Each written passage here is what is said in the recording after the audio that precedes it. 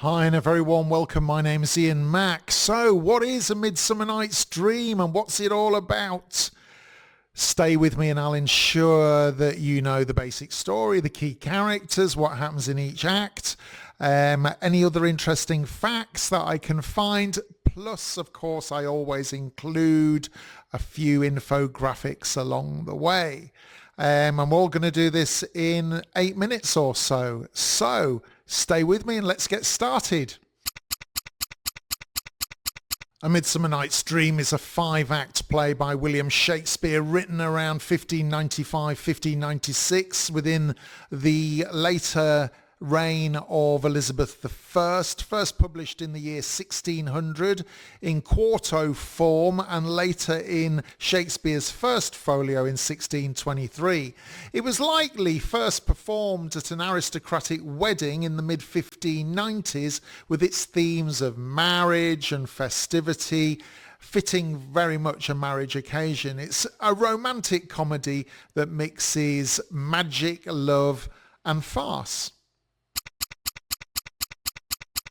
The general story. So in Athens, Hermia and Lysander flee into the forest to escape her father's command to marry Demetrius, who himself follows with Helena in pursuit. So we've got lots of couples going on there. Meanwhile, fairy rulers Oberon and Titania, king and queen, quarrel, and Oberon sends Puck to use magic to meddle in both the lovers' affairs and Titania's. In the best traditions of farce, chaos ensues when Puck's enchantments cause mistaken passions. Titania falls in love with Bottom, whose head he has transformed into a donkey. Eventually the spells are undone, the lovers are properly united, Oberon and Titania reconcile, and the play ends with weddings, feastings, and comical performance of the craftsman's play. It's worth highlighting 10 key characters in this play. We begin with Theseus, who is the Duke of Athens, engaged to Hippolyta, represents law, order and authority. Then we've got Hippolyta herself, Queen of the Amazons, betrothed to Theseus, a figure of strength and dignity. We've got Hermia, a young Athenian woman who loves Lysander, but has been ordered to marry Demetrius. Lysander, who is devoted to Hermia, he plans to elope with her. But he has been enchanted to love Helena. Helena, Hermia, are you with me? Hermia's friend, deeply in love with Demetrius, though he rejects her until enchanted. Demetrius, initially in love with Hermia, but through magic he ends up loving Helena. Chaos. Oberon, king of the fairies, quarrels with his wife Titania and uses magic to resolve both his and the mortals' conflicts. Titania, the fairy queen, temporarily enchanted to love Bottom, reconciles with her husband Oberon. Puck, a mischievous fairy who serves Oberon and is responsible for all of the magic and comic confusion. And finally, Bottom, who is a comedic character, a weaver and an amateur actor. In Act 1, Duke Theseus prepares to marry Hippolyta.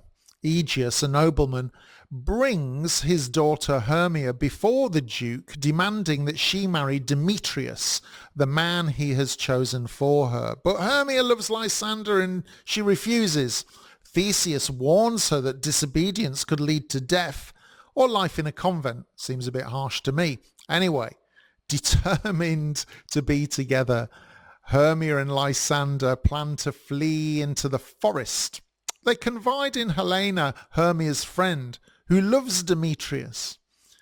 But she has been rejected by him. Hoping to win his favour, Helena reveals the lovers' plans to Demetrius, and all 4 young Athenians head into the woods.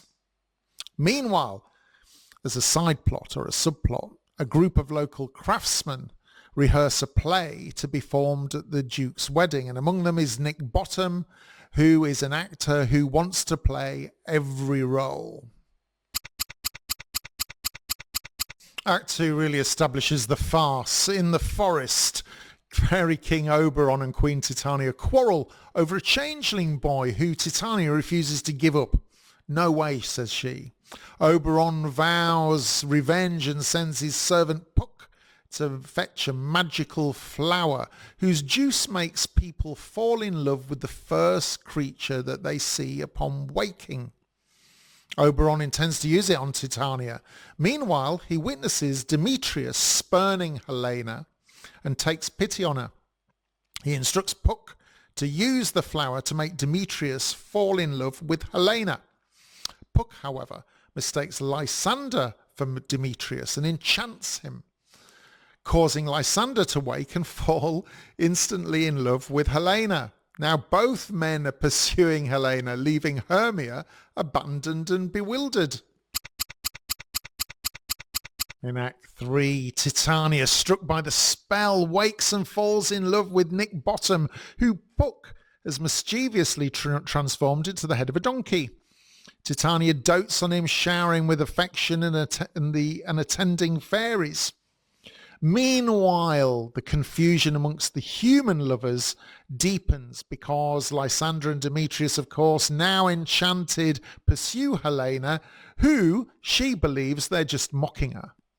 Hermia is distraught because, of course, she was in love with Lysander, but Lysander's suddenly rejecting her, and fierce arguments break out amongst the four. The friendships collapse and challenges of duels are made.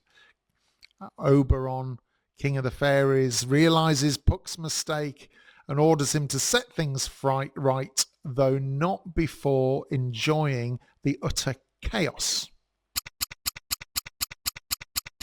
In Act 4, things start to come back together and chaos is lessened. So Oberon, satisfied with Titania's humiliation, finally relents. He removes the spell from her eyes. She reconciles with him and she surrenders her changeling boy.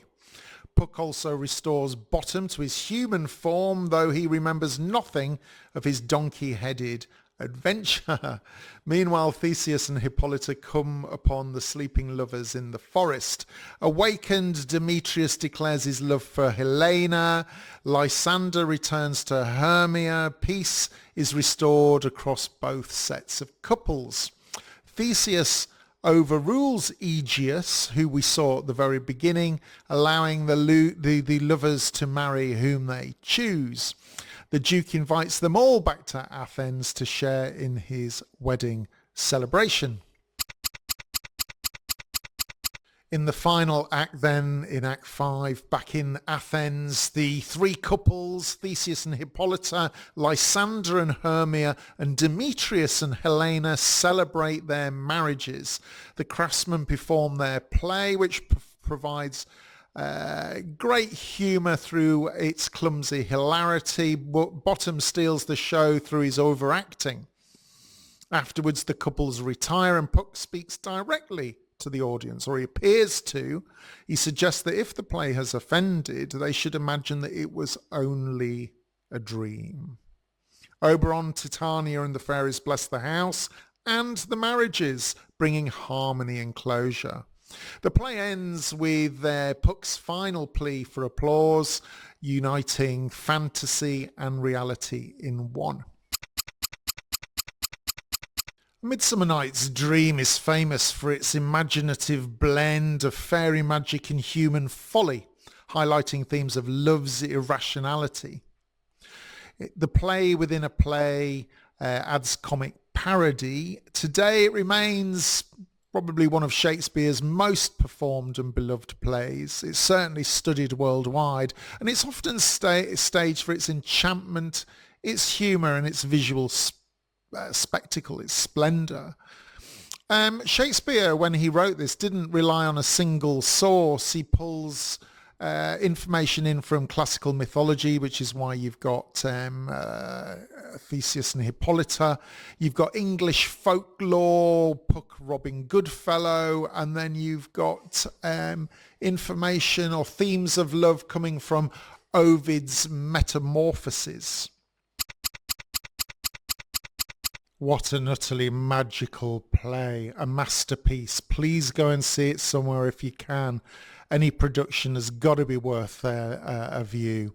Thanks so much again for your time, and hope it has helped to get you started with this magical play. Don't forget to share any comments with like-minded fellows. Let's build that arts community. I look forward to seeing you again in the next one. My name's Ian Mack, and in the meantime, remember, time is knowledge.